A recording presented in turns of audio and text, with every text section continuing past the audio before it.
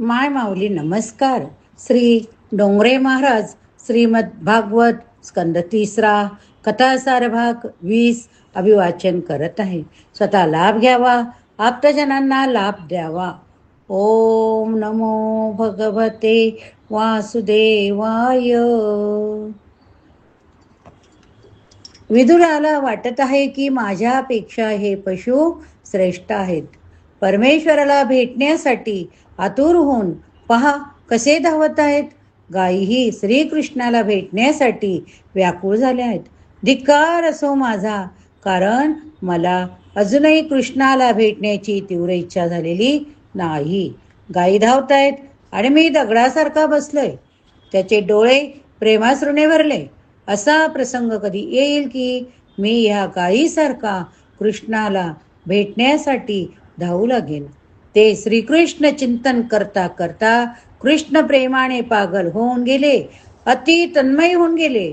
कोणत्याही उपायाने जगाला विसरा, प्रभू प्रेमात तन्मय होऊन जा. सर्व साधनांचे हेच रहस्य. विरह जेव्हा तीव्र होतो तेव्हा परमात्म्याचे ऐक्य साधते. प्रभू त्यावेळी प्रभास क्षेत्रात होते. उद्धवाला ज्ञानाचा उपदेश केला, भागवत धर्म सांगितला. नंतर उद्धवाला बद्रिकाश्रमाला जाण्यास सांगितले. तेव्हा उद्धव म्हणाला, मला एकट्यात जाण्यास भीती वाटते, आपणही माझ्याबरोबर चला. जीव ईश्वराला बरोबर ठेवील तर तो भयभीत होणार नाही. उद्धवाला भागवत धर्माचा उपदेश केला तरी त्याच्या मनाला शांती मिळाली नाही. तो देवाला म्हणतो, मी एकटा कसा जाऊ, आपण सोबतच जाऊ. केवळ निर्गुण ब्रह्माचे ज्ञान काही विशेष उपयोगी पडू शकत नाही. सगुण ब्रह्माच्या साह्यानेच ब्रह्माची ओळख करून घ्यायची आहे. श्रीकृष्ण म्हणाले, मी क्षत्रज्ञ रूपाने सोबतच आहे, मी तुझ्यातच सामावलो. माझे स्मरण केल्याबरोबर मी उपस्थित आहे. तेव्हा उद्धव म्हणाला, देवा मी कोणत्याही वस्तूच्या आधाराशिवाय भावना अशी व्यक्त करू शकत नाही. तरी मला एखादी वस्तू द्या की जिच्या आधारे मी तुमचे स्मरण करू शकेल. तेव्हा श्रीकृष्णाने त्याला आपल्या चरणपादुका दिल्या. आता उद्धवाला असा विश्वास वाटला की प्रत्यक्ष द्वारकानाथ आपल्यासोबत आहे, की अनाथ नाही, मी अनाथ नाही, सनाथ आहे. ह्या केवळ पादुका नव्हे, प्रत्यक्ष प्रभूच माझ्यासोबत आहे. उद्धवाचे श्रीकृष्णावर एवढे गाढ प्रेम होते की ते देवाच्या पादुकातच कृष्णाचे दर्शन घेत असत. त्याने आपल्या डोक्यावर पादुका ठेवल्या. डोके बुद्धी प्रधान आहे, त्यावर जर देवाला बसवले तर तुमच्या मनात कोणताही विकार येणार नाही. शुक्राचार्य म्हणाले, राजा उद्धव बद्रिकाश्रमाला जात होता. त्याला रस्त्यात यमुना वृंदावनाचे दर्शन झाले. माझ्या देवाची हीच तर लीला आहे. तीर्थक्षेत्रात केवळ स्नान केल्यानेच चित्त पूर्ण शुद्ध होत नाही, तर तेथे राहणाऱ्या पुन्हा भजनानंदी संताचा सत्संग करणाऱ्यानेही खरी चित्तशुद्धी होते. उद्धवाने विचार केला की येथे काही दिवस राहून पुन्हा संताचा किंवा पुन्हा वैष्णवाचा सत्संग करीन. त्याने निश्चय केला की कुणी प्रभूचा लाडका भक्त मिळाला तर मी बोलेन, नाही तर मौन पाळीन. वृंदावनात आजही अनेक साधू राधाकृष्णाच्या गुप्त लीलांचे दर्शन घेत फिरत आहे. यमुनेच्या काठी रमण रीतीत विदुर बसलेला होता. दुरून उद्धवाने पाहिले. त्याला वाटले हा कुणी वैष्णव असावा, त्याचे हृदय कृष्ण प्रेमाने भरलेले असावे. अगदी जवळ आल्यावर उद्धवाने ओळखले की हे तर मान भगवत भक्त विदुर आहे. त्याने विदुराला वंदन केले. त्याच वेळी विदुराने डोळे उघडले. उद्धवाला म्हटलं, तुम्ही मला वंदन करता हे योग्य नव्हे.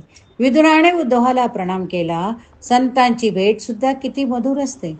4 मिले 64 खिले 20 रहे कर जोड, हरिजन से हरिजन मिले बिहसे 7 करोड. 4 म्हणजे 4 डोळे, 64 दात, 20 म्हणजे 20 बोट, 7 करोड म्हणजे शरीरावरचे 7 कोटी रोम. हरिजन देवाचे लाडके भक्त. विदुर उद्धव यांचा दिव्य सत्संग झाला. माणसाचा जितका वेळ सत्संग जात असेल तितका वेळ तो खऱ्या अर्थाने जगला असे म्हणावे. संतांच्या भेटीत फक्त परमेश्वराचीच चर्चा होत असते. संतांची भेट झाल्यावर तुम्ही आपल्या प्रापंचिक गोष्टी करू नका. उद्धव म्हणाला, मला प्रभूने प्रभास क्षेत्रात भागवत धर्माचा उपदेश केला आणि बद्रिकाश्रमात जाण्याची मला आज्ञा केली. आपल्या दर्शनाने मला फार आनंद झाला. विदुर म्हणाला, जो भागवत धर्म भगवंताने तुम्हाला सांगितला तो ऐकण्याची माझी इच्छा आहे. मी जातीहीन कर्मवीन आहे, पण आपल्यासारखे संत तर दयेचे सागर ना. भगवंताने माझ्यावर थोडी दया दाखवली होती. आपण माझी इच्छा पूर्ण करा. मी अधम आहे, तरी प्रभूने आपणा जो उपदेश केला तो ऐकण्याची माझी इच्छा आहे. तो उपदेश कृपा करून आपण मला सांगा. उद्धव म्हणाला, आपण सामान्य मानव नाही. मनुष्य जोपर्यंत दीन नम्र होत नाही तोपर्यंत तो देवाला आवडत नसतो. जे जे डोळ्याने दिसेल ते ते कृष्ण रूपच होय, अशी भावना ठेवाल तरच दैन्यभाव जागेल. विदुरजी, तुम्हाला आणखी काय सांगू. जेव्हा मला देवाने उपदेश केला तेव्हा तेथे मैत्रेय बसले होते. भगवंत जेव्हा निजधामास गेले तेव्हा त्यांना वासुदेव, देवकी, रुक्मिणी, सत्यभामा यापैकी कुणाची आठवण आली नाही, पण आपली मात्र 3 वेळा आठवण आली. ते मला म्हणत होते की मला माझ्या विदुराची आठवण येत आहे. त्याची माझी भेट झाली नाही. त्याच्या घरी मी एकदा ज्या कण्या खाल्ल्या होत्या त्याचा स्वाद मी अजून विसरलेलो नाही. त्या कण्या आजही मला आठवता. भगवंत ज्याला आपला म्हणतात त्याच्या जीवनाचे सार्थक झालेले म्हणून समजा. त्याची जीवन नौका परतीराला गेलीच म्हणून समजा. नेहमीच्या व्यवहारात कुणी कुणाला म्हणत नसतो की तू माझा आहे. माणूस मंदिरात जाऊन देवास म्हणतो, देवा मी तुझाच आहे. तोच घरी परत आला की पत्नीला म्हणतो, मी तुझाच बरं का. मंदिरात जो देवाचा होतो तो घरी आल्यावर पत्नीचा होतो. म्हणून भगवंत प्रसन्न होत नाही कुणालाही तू माझा असे म्हणत नाही. मंदिरात जो देवाचा असतो तो बाहेर आल्यावर विसरून जातो की मी खरा कुणाचा आहे. बरेच लोक देवाला म्हणतात आम्ही आपल्या होतो, पण असे कुणीच म्हणत नाही की कृष्णत्वास्मी न चास्मी परस्य, मी फक्त आपलाच आहे, अन्य कुणाचाही नाही. जगात जोपर्यंत माणूस दुसऱ्या कुणाचा असतो तोपर्यंत तो भगवंताचा होऊ शकत नाही.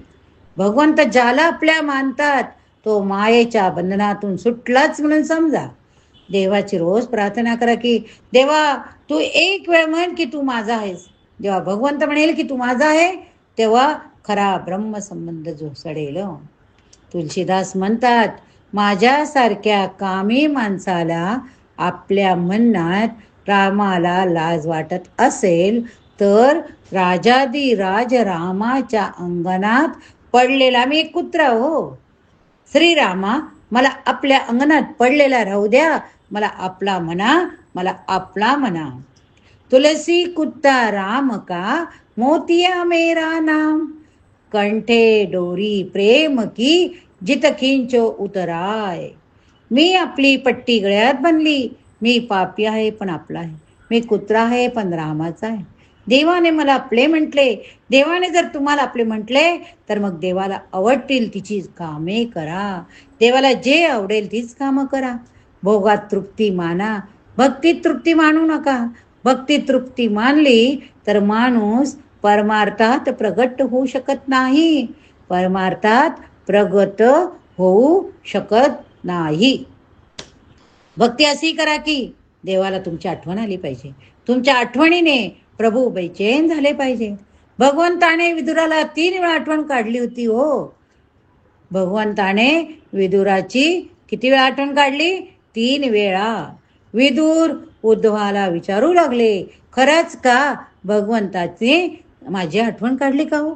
उद्धव म्हणाले, विदुर आपण मोठे भाग्यशाली आहात हो. भगवंताने 1 वेळ नव्हे तर 3 वेळा आपली आठवण काढली. एवढेच नव्हे तर भगवंत म्हणाले, मी सर्वांना काही ना काही दिले पण विदुराला मी काहीच देऊ शकलो नाही. म्हणून भगवंत मैत्रेयला म्हणाले, मैत्रेया जेव्हा विदुर तुम्हाला भेटेल तेव्हा हा भागवत धर्म त्याला सांगा. हे ऐकून विदुराच्या डोळ्यातून अश्रू वाहू लागले. प्रेमाने विव्हळ होऊन तो रडू लागला. प्रेमाने विव्हळ होऊन तो रडू लागला.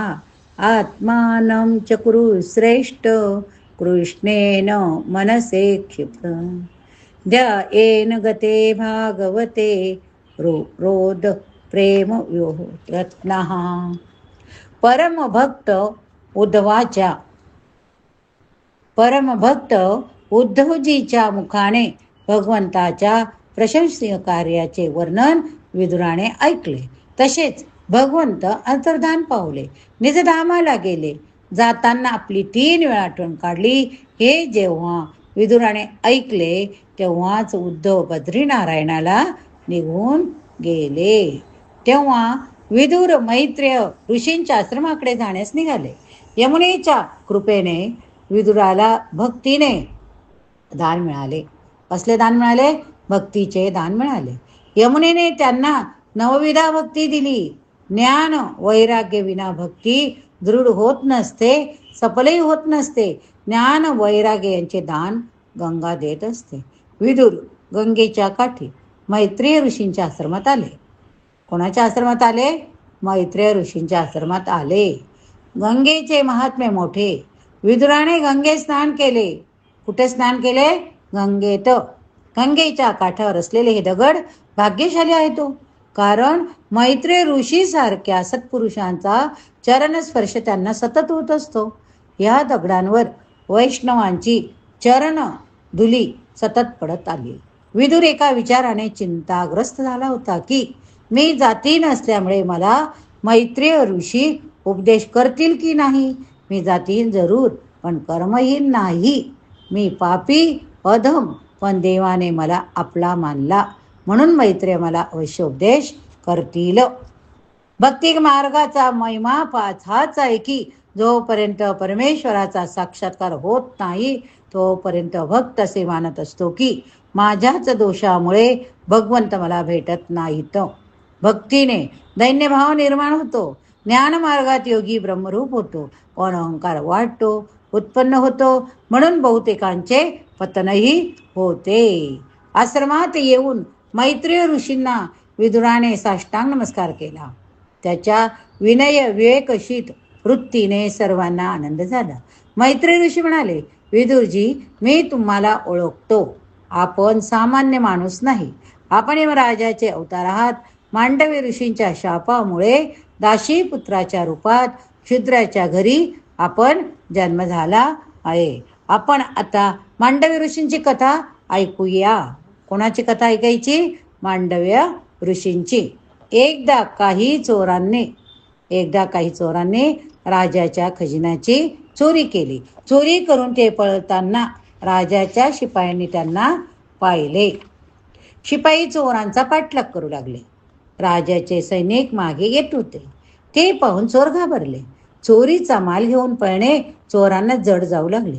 इतक्यात रस्त्यात मांडवी ऋषींचा आश्रम आला. चोरांनी चोरून आणलेले सर्व संपत्ती त्या ऋषींच्या आश्रमात टाकून दिली व ते पळून गेले. राजाचे सैनिक पाठलाग करीत आश्रमात आले. तेथे त्यांना राजाच्या खजिन्यातील चोरलेली संपत्ती दिसली. त्यांना वाटले की मांडवी ऋषीच चोर आहे. त्यांनी ऋषींना पकडले. चोरीच्या मालास राजासमोर उभे केले. राजाने त्यांना देहांत शिक्षा दिली.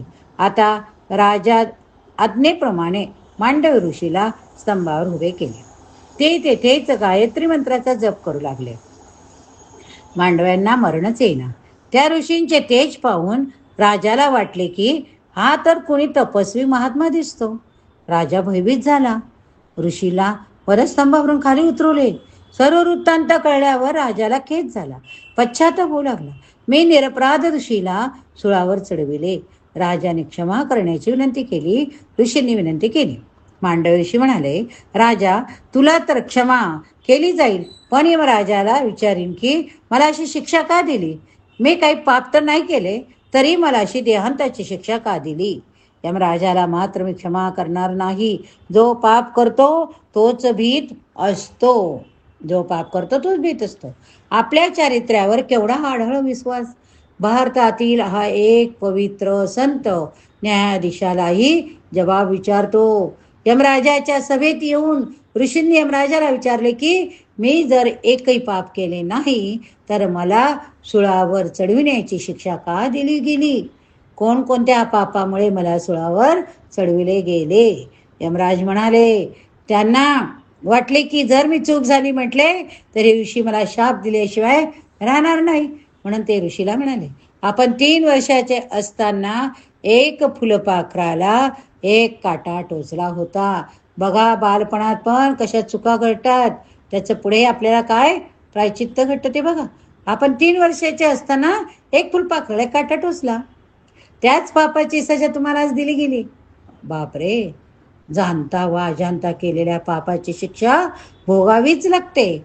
देव पापाचा स्वीकार करीत नसतो. पुण्याच्या फळाची अपेक्षा न केली तर चालेल, पण पापाची फळे तर भोगावीच लागतात. त्याशिवाय पापाचा नाश होऊ शकत नाही.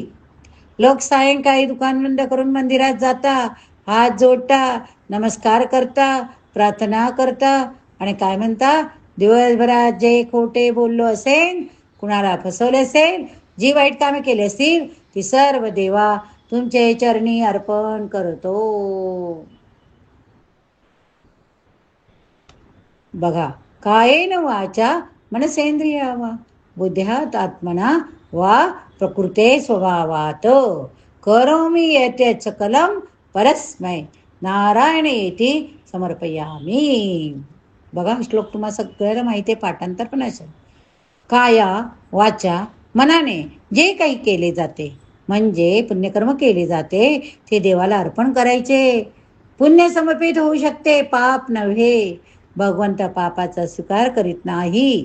सामान्यतः दिलेला पुरस्कार सरकार मागे घेऊ शकते, पण दिलेली शिक्षा परत घेऊ शकत नाही. भगवंत म्हणता, हा कसला मूर्ख मनुष्य आहे की जो मला आपली पापे अर्पण करू इच्छितो. परमेश्वराला नेहमी पुण्य अर्पण करा. नेहमी अशीच भावना ठेवा की पापाची फळे मी भोगीन देवा, पुण्य देवाला अर्पण करेल. देवाला नेहमी सर्वोत्तम वस्तू भेट द्यावी, त्याला म्हणतात भक्ती. भगवंताला पुण्याच समर्पित करावे. मांडव्य ऋषींनी यमराजाला म्हटले, शास्त्राची अशी आज्ञा आहे की अज्ञाना अवस्थेत एखाद्या व्यक्तीने काही पाप केले की त्याची शिक्षा त्याला स्वप्नात द्यावी. मी बालक होतो, अज्ञानी होतो, म्हणून त्या अवस्थेत माझ्या हातून घडलेल्या पापाची शिक्षा मला स्वप्नात द्यायला पाहिजे होती. तुम्ही मला अयोग्य रीतीने शिक्षा दिली, म्हणून मी तुम्हाला शाप देतो की तुम्हाला क्षुद्र योनीत जन्म मिळेल. कोणत्या योनीत? क्षुद्र. याप्रमाणे मांडव्य ऋषींच्या शापाने यमराजाला विदुरांच्या रूपात दासीच्या घरी जन्म घ्यावा लागला. देवाकडून चूक घडली, त्याला माणूस बनावे लागले, आणि माणूस चुकला तर त्याला व्हावे लागले पशु. पापी माणूस पशु होत असतो. जर तुम्ही ऐकत असाल तर ओम नमो भगवते वासुदेवाय लिहा माऊली. याप्रमाणे मांडव्य ऋषींच्या शापाने यमराजाला विदुराच्या रूपात दासीच्या घरी जन्म घ्यावा लागला. देवाकडून चूक घडली, त्याला माणूस बनावे लागते, आणि माणूस चुकला तर त्याला व्हावे लागते पशु. लक्षात घ्या, देवाकडून चूक घडली तर माणूस बनतो, आणि माणसाकडनं चूक घडली पशु, आणि पापी माणूस पशु होत असतो. विदुर म्हणतो, एकदा माझ्याकडून चूक झाली म्हणून मला देवापासून मनुष्य व्हावे लागते. आता जर असावध राहिलो तर मला पशु व्हावे लागेल. यानंतर विदुराने मैत्रेयांना अनेक प्रश्न विचारले. भगवंत अकर्ता, मग त्याने कल्यारंभी, मग त्याने कल्पारंभी सृष्टीची रचना कशी केली? जगात सर्व लोक सुखाची आशा करतात, पण सुख तर मिळत नाही, उलट दुःख भोगावे लागते, असे का? या प्रश्नाची उत्तरे द्या व भगवंताच्या लीला वर्णन करा. काय? या प्रश्नाची उत्तरं द्या व भगवंताची लीला वर्णन करा. या ठिकाणी हा भाग आपण संपवूया. पुढील भागात पुढील कथा बघूया. ओम नमो भगवते वासुदेवाय. ओम नमो भगवते वासुदेवाय. सच्चिदानंद रूपाय विश्वोत्पत्त्यादि हेतवे तापत्रय विनाशाय श्रीकृष्णाय वयं नमः.